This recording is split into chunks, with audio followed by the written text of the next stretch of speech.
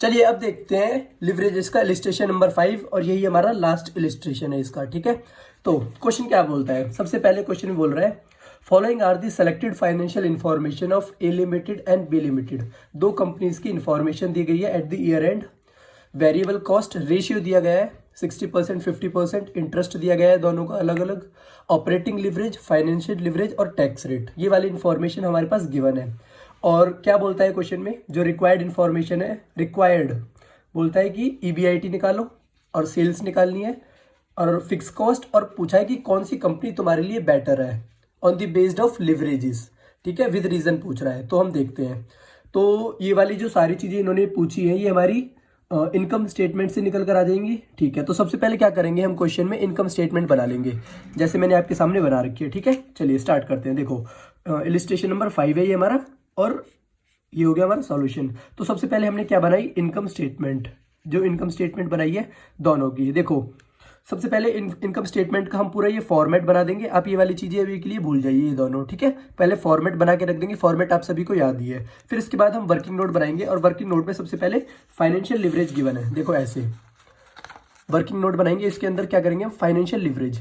Financial leverage में आपको पता है फॉर्मूला क्या होता है, ईबीआईटी अपॉन में ईबीटी, अर्निंग बिफोर टैक्स। और इसको कैसे लिख सकते हैं, दूसरा इसको लिखने का दूसरा तरीका एक और है, EBIT upon EBIT minus interest. इसको इस तरह से भी लिख सकते हैं। और हमने इस तरह से क्यों लिखा है इसको, क्योंकि हमारे पास फाइनेंशियल लिवरेज क्वेश्चन में गिवन है, इंटरेस्ट गिवन है, तो इस तरीके से हमारे पास क्या निकल के आ जाएगा, ईबीआईटी।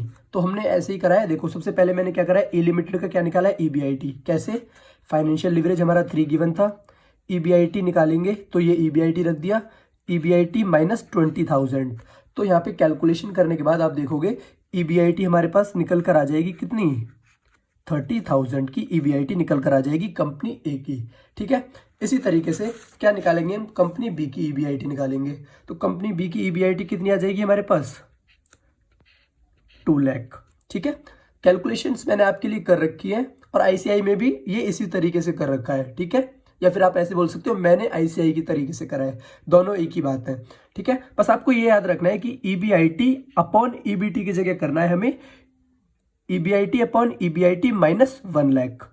वहां पे हमने क्या करा था, ईबीआईटी माइनस 20,000, क्योंकि वहां पे इंटरेस्ट कितना गिवन था, 20,000। कंपनी बी के केस में इंटरेस्ट गिवन है हमारे पास 1 लाख। ठीक है, और यहाँ पे ये कितना गिवन है, लिवरेज 2, लिवरेज गिवन है 2। ठीक है, तो ये हो जाएगा हमारे पास बी लिमिटेड का ईबीआईटी, दोनों का ईबीआईटी हमारे पास आ गया। ठीक है, फिर क्वेश्चन में देखोगे तुम, क्वेश्चन में फाइनेंशियल लिवरेज भी गिवन है। ठीक है, फाइनेंशियल लिवरेज कितना है, नहीं सॉरी, फाइनेंशियल लिवरेज तो हमने अभी फाइनेंशियल लिवरेज से हमने ईबीआईटी निकाल लिया। क्वेश्चन में ऑपरेटिंग लिवरेज भी गिवन है, ऑपरेटिंग लिवरेज गिवन है क्वेश्चन में। ठीक है, देखो ए लिमिटेड का है 5 और बी लिमिटेड का है 2। तो इन दोनों को यूज करके हम क्या निकाल सकते हैं, हमको पता है कॉन्ट्रीब्यूशन अपॉन ईबीआईटी किसका फॉर्मूला होता है, ऑपरेटिंग लिवरेज का।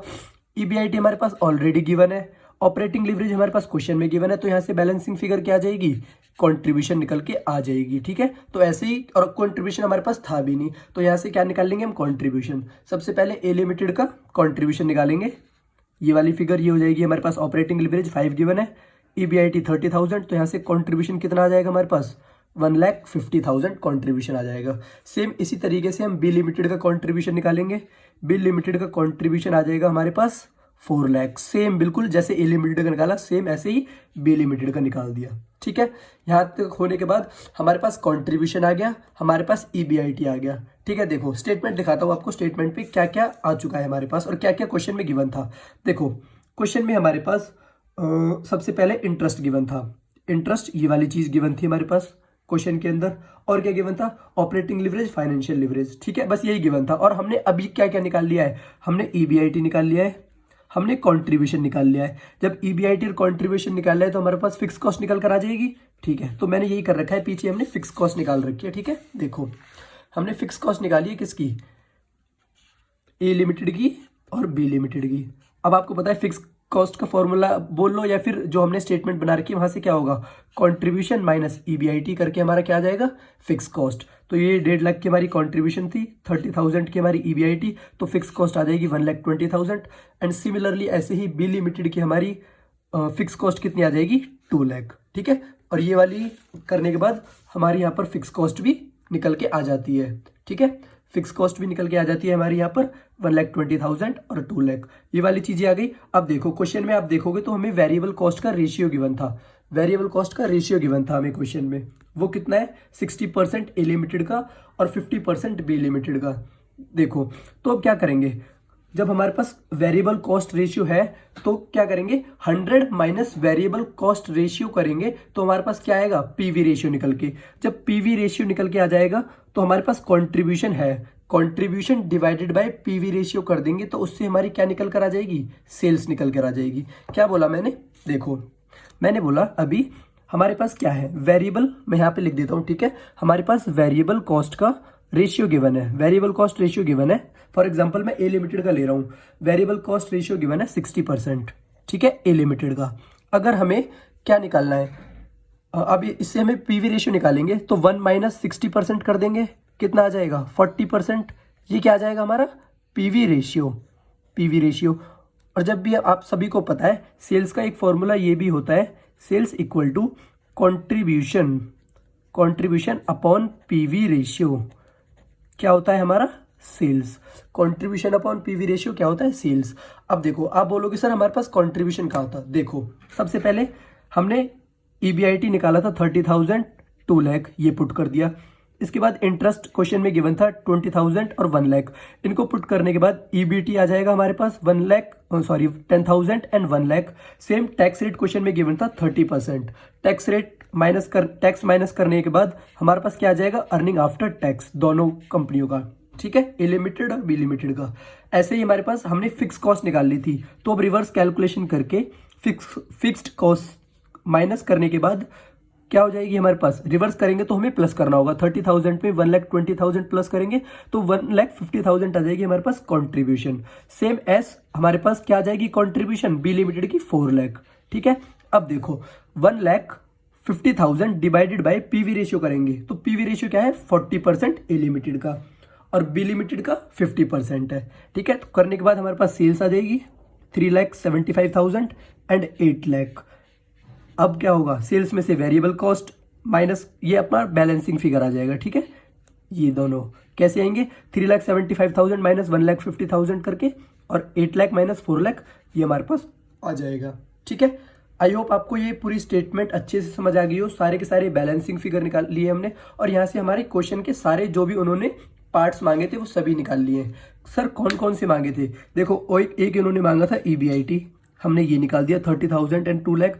आप आंसर में लास्ट में ये लिख के भी दिखा सकते हैं कि फर्स्ट पार्ट में EBIT में ये मांगा था, ये आंसर इसका 30,000 एंड 2 लाख है। फिर हमसे मांगी थी सेल्स, देखो सेल्स हमने निकाल दी है। फिर हमसे मांगा था फिक्स्ड कॉस्ट, देखो यहाँ पर हमने फिक्स्ड कॉस्ट भी निकाल दिए। तो इनके तीनों आंसर फिर निकाल दिए हमने। अब लास्ट में इन्होंने पूछा है कि आप हमें ये बताइए कौन सी कंपनी बेटर है। तो अब मैंने देखिए आपके लिए एक छोटी सी लाइन में इसका सॉल्यूशन दे दिया है, आप इसको और अंडरस्टैंड करके लिखना चाहें वो भी लिख सकते हैं। तो क्या है ये, देखो on the basis of above analysis, हमने जो भी अभी भी एनालिसिस करा है ऊपर इनकम स्टेटमेंट में एनालिसिस क्या करा है सर, हमने अभी तो कुछ करा ही नहीं। अरे यार हमने सारे एनालिसिस कर लिए बट आपको पता नहीं लगी, क्यों, देखो कैसे करें। हमने कंट्रीब्यूशन निकाल लिया, फिक्स कॉस्ट निकाल ली, इंटरेस्ट निकाल लिया। हमें यही चीज़ें देखनी होती है लिवरेजेस में। देखो ऑपरेटिंग लिवरेज में हमने फिक्स कॉस्ट निकाल ली, देखो ऑपरेटिंग लिवरेज में हमने फिक्स कॉस्ट निकाल ली 1,20,000 2 लाख। ऑपरेटिंग लिवरेज के लिए फिक्स कॉस्ट इंपॉर्टेंट होती है, फाइनेंशियल लिवरेज के लिए इंटरेस्ट कॉस्ट इंपॉर्टेंट होती है, ये हमने दोनों निकाल ली। ठीक है, अब देखो एनालिसिस के हिसाब से operating and financial leverage of company A is higher. ठीक है, अब आप देखो दोनों के क्वेश्चन में हमसे ऑपरेटिंग लिवरेज मांगा नहीं था, फिर भी हमने अगर आप ऊपर अलग से करना चाहो वर्किंग नोट में तो करके दिखा सकते हो, इसलिए मैंने सॉल्यूशन में नहीं दिखाया, लेकिन मैंने करके देखा था। तो ऑपरेटिंग लिवरेज ए लिमिटेड का हायर आ रहा था और फाइनेंशियल लिवरेज भी हायर आ रहा था, किसका, ए लिमिटेड का, किससे, बी लिमिटेड से। तो इसलिए आपको पता है जिसका लिवरेज कम होता है तो उसका मतलब क्या है, उस कंपनी का रिस्क कम है in comparison to other company. ऐसे ही यहाँ पर बी लिमिटेड का लिवरेजेस कम थे, ऑपरेटिंग वाला भी और फाइनेंशियल वाला भी, इसलिए यहाँ पर बोलेंगे हम बी लिमिटेड एक बेटर कंपनी है इन कंपैरिजन टू ए। ठीक है, देखो B limited is a better company in comparison to A. आप दोनों के लिवरेजेस निकाल के भी दिखा सकते हैं, उससे पता लग जाएगा। इनको डायरेक्टली यहाँ पे आप दोनों के लिवरेज निकाल के कंपैरिजन करके भी दिखा सकते हो, जिससे हमें क्लियरली पता लग जाएगा कि कौन सी कंपनी बेटर है। ठीक है, आई होप आपको ये पूरा क्वेश्चन अच्छे से अंडरस्टैंड हो गया होगा। ठीक है, illustration number 5। Thank you guys.